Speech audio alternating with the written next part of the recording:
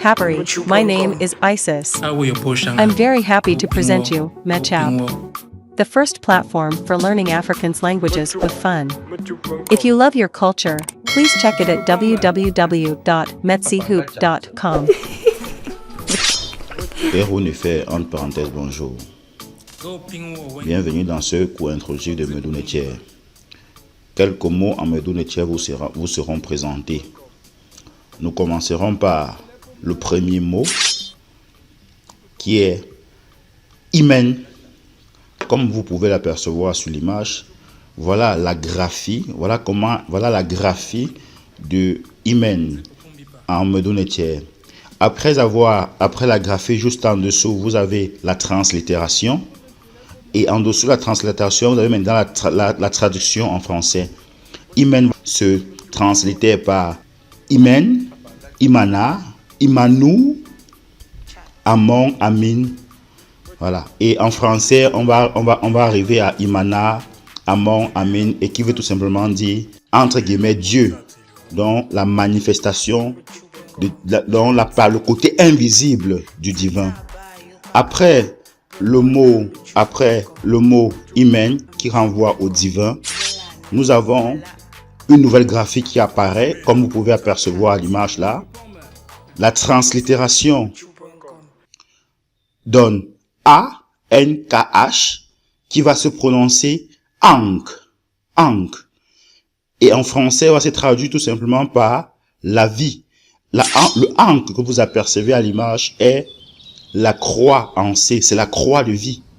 C'est la croix que nos ancêtres portaient pour signifier qu'ils étaient venus sur terre pour entretenir et perpétuer la vie. À la troisième image, nous apercevons là, c'est la graphie, en fait, du mot qui permettait à nos anciens de désigner le nom du territoire sur lequel eux, ils habitaient. On va donc translittérer cela par K-M-T, qui va se prononcer Kemet, et va devenir en français, si on veut traduire, si on veut trouver son équivalent en français, on va dire Afrique.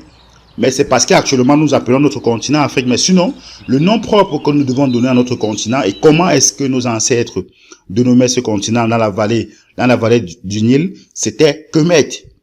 Voilà, pour dire le territoire. Explication. Donc nous vous invitons vraiment à vous inscrire au cours de Medou Nettier pour apprendre la langue parlée par nos ancêtres lointains. À la quatrième image, vous allez apercevoir, que vous apercevez. Au-dessus, nous avons donc le mot en Medou Nettier.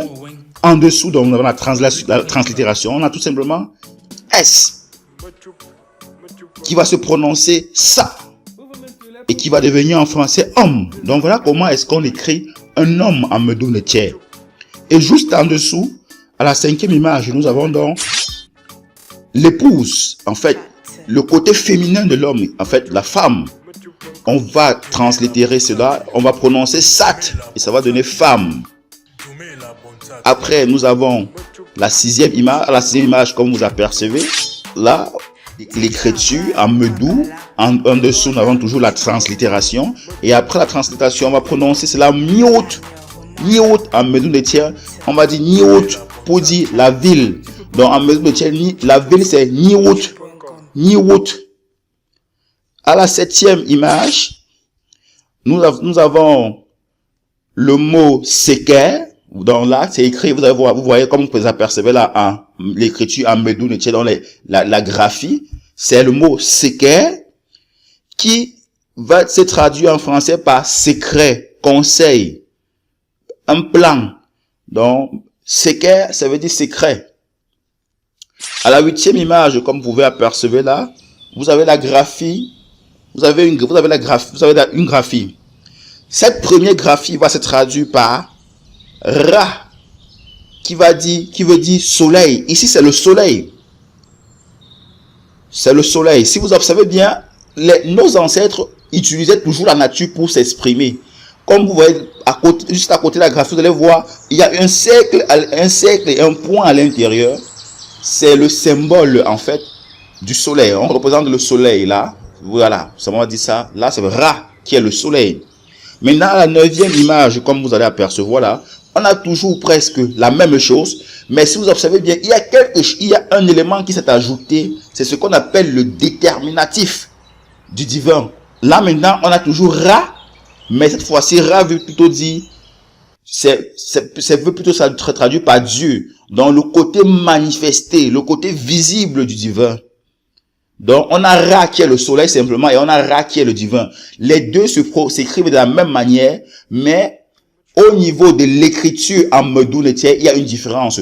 Pour faire référence au divin, on va mettre le déterminatif du divin qui est un peu comme un homme qu'on a dessiné tout simplement. Voilà la différence, voilà l'élément qui diffère. Après, c'est là où nous avons la 10e image, comme vous pouvez apercevoir là. On va lire cela en Medoune, Eru. Eru qui veut dire jour en français. Eru. Donc, en Medoune, pour dire le jour, on dit Eru. Eru, le jour. Et on va terminer par la 11e image que vous apercevez là. Ici, on va prononcer Gérer ou Géreraou. Géreraou.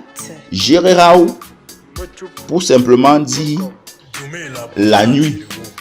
La nuit. C'est tout pour ce premier cours introductif de Medoune. Inscrivez-vous massivement. Plein de bonnes choses sont à venir. Otep, Otep, Otep. Otep veut dire tout simplement la paix. Que la paix soit.